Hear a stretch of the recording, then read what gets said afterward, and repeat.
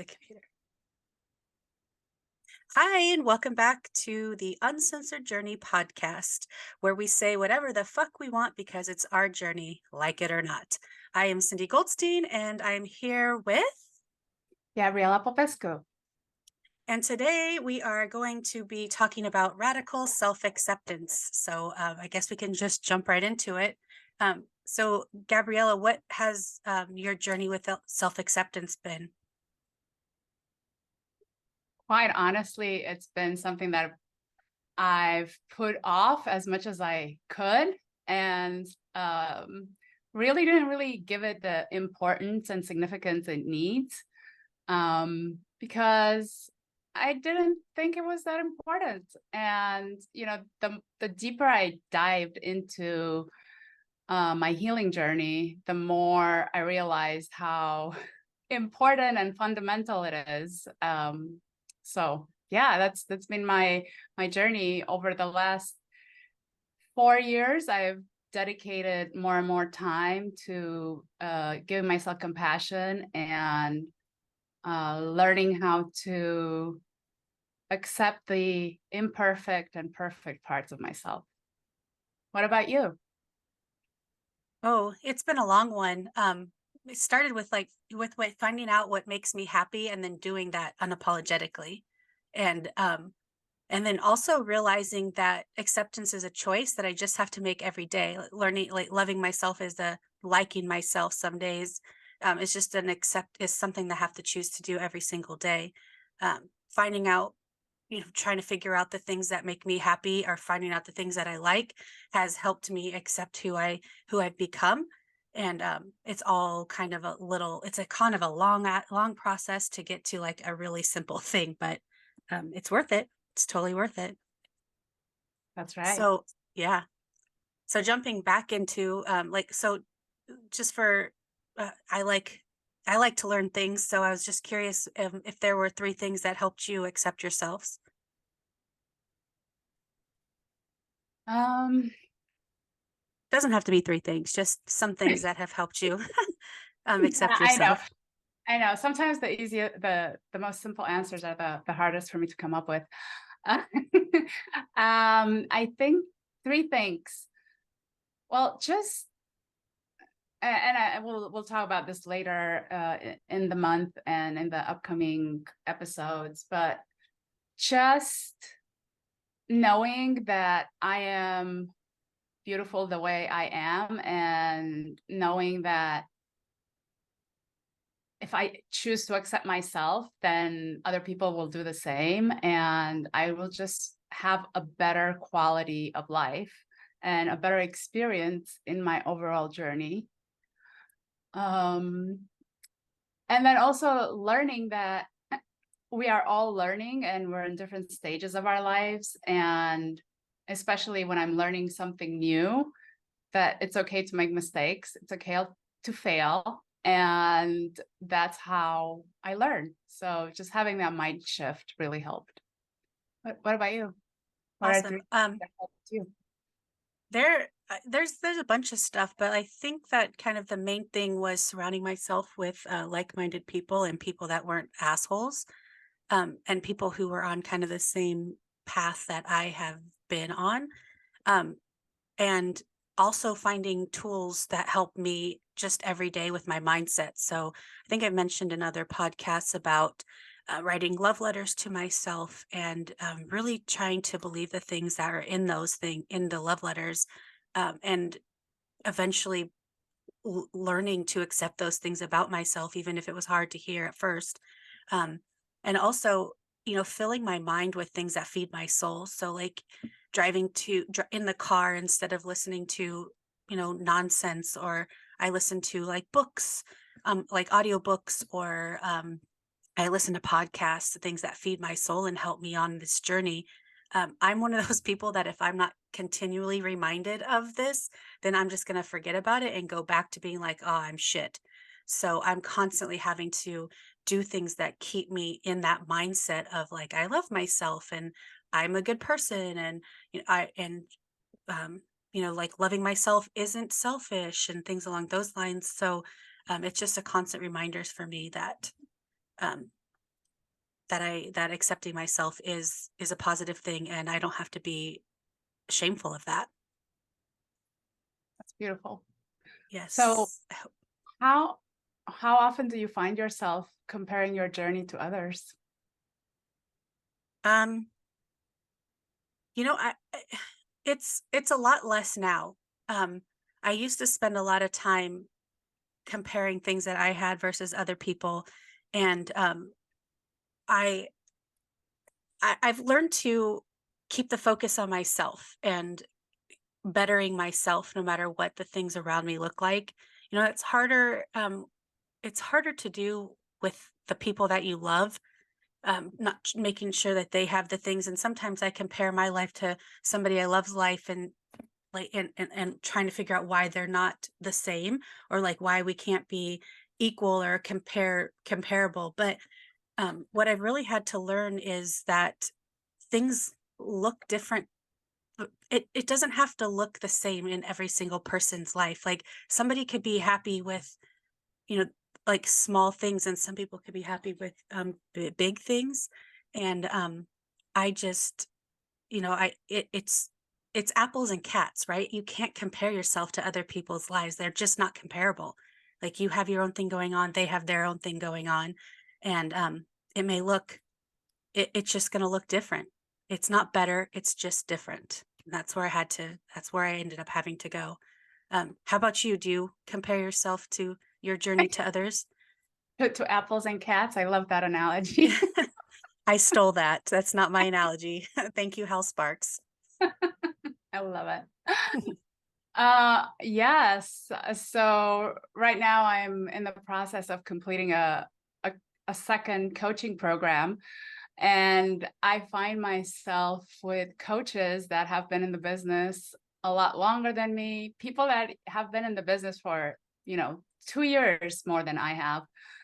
And that's actually something I'm going through right now, where I constantly have to reframe myself and remind myself that I'm just starting, I'm just beginning. I've been a coach for 2 years, and that my level of expertise and congruency is different than someone that's been doing it for 5 or 6 years, full time, nonstop, every day, all day.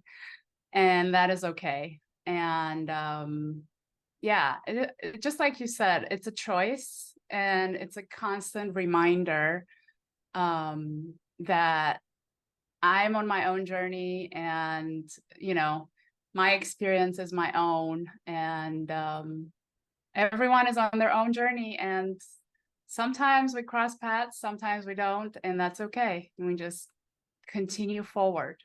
So yeah. Awesome.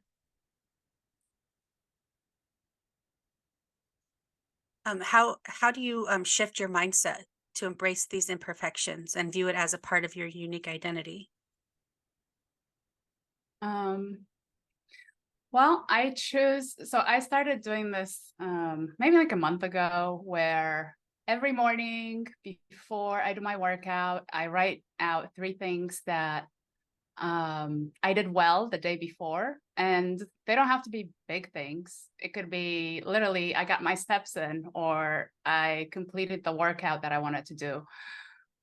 And that really helped me celebrate my wins and focus on the things that I'm doing right. And it holds me to that mindset that I'm constantly doing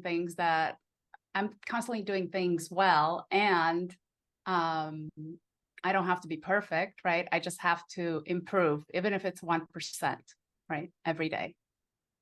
Yep. What about you? What do you do to shift your mindset? Um, so I have this, I find inspiration in song lyrics all the time. And there's this old Kenny Rogers song, and it's called The Greatest. And it's about this little boy who goes out to play baseball, and he's got his ball and bat, and he pumps himself up with the he's batting, and he's like, I'm the greatest, I'm the greatest, I'm the greatest. And he throws the ball up, and he swings, and he misses, and strike one. And then he doesn't deter him, right? He's like, I'm the greatest, I'm the greatest, I'm the greatest. And he throws the ball up and swings again, strike two. Still not deterred. He hypes himself up again. I'm the greatest, I'm the greatest. And he throws the ball up and he swings strike three. And at this time, his mom calls him in for dinner. And as he's running into dinner, he says, "Man, I didn't know I can pitch that good." And so I always think of that. And I was like, do I want to be the pitcher or do I want to be the batter? And I can think of myself as the worst batter or the greatest pitcher. And 99% of the 99.9, like 99999% of the time, I choose the pitcher.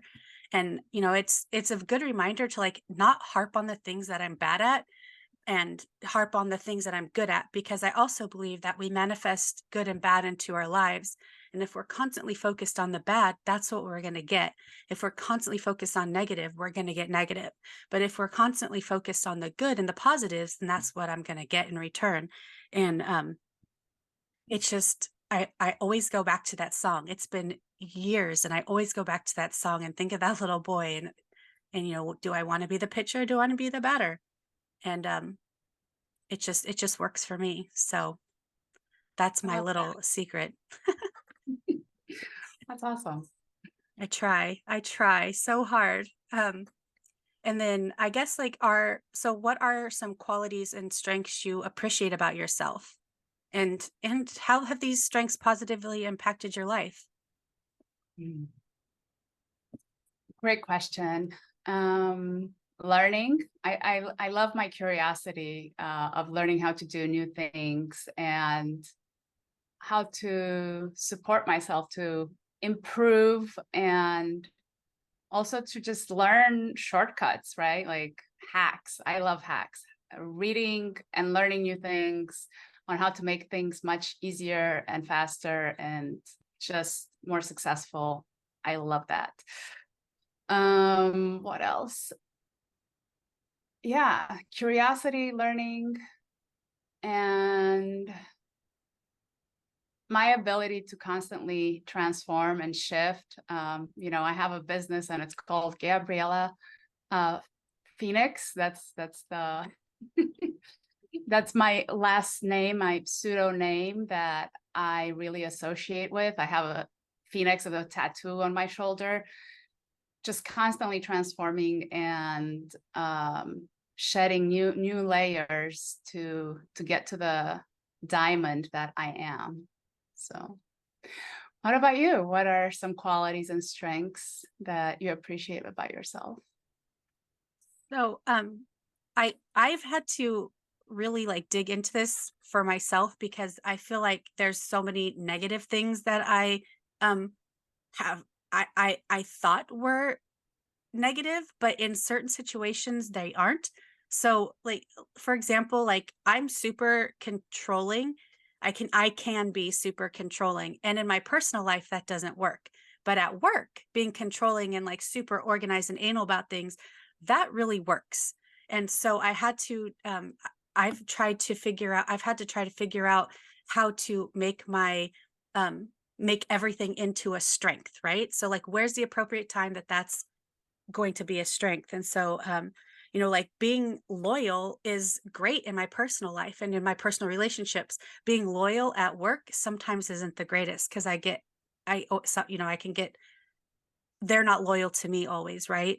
But and also generosity has a big place in I feel like I'm a super generous person. It has a big place in my personal life, but at work it's not necessarily a good thing.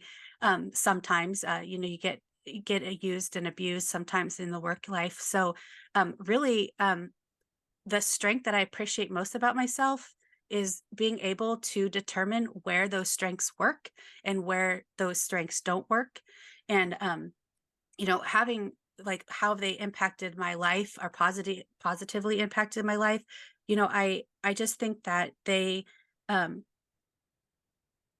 you get so much more out of I feel like you get so much more out of life being kind, and in any situation, and trying to and then learning um how to be like, they say kill 'em with kindness, learning how to be kind in any situation, no matter what's going on. And I feel like that is, that is a strength and a weakness, right? Like kindness can make you people sometimes think that kindness is a weakness, but really I find it's a strength. And I think that that's really like that's really how any kind of strengths have positively impacted my life, because kill them with kindness. Kill them with kindness. It always, for me, it's always worked. Oh, it's fantastic. Well, this is Cyndee and Gabriela.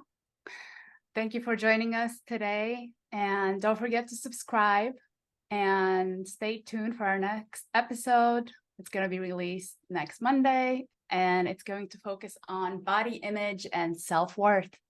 Thank you so much. Have a great evening.